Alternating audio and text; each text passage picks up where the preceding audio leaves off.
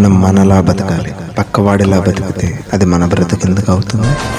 మనం మనలాగే బతకాలి, పక్కవాడిలా బ్రతకూడదు. సింహం సింహాసనం కోసం ఆలోచించదు, ఎందుకంటే అది ఎక్కడ కూర్చుంటే అదే దాని సింహాసనం. మనం మనలాగే బ్రతకాలి, పక్కవాడిలా బ్రతకూడదు. ప్రపంచానికి వెలుగునిచ్చేది సూర్యుడొక్కడే. ఆ సూర్యుడి నుంచి వచ్చే వెలుగును చేతితో ఆపగలమా?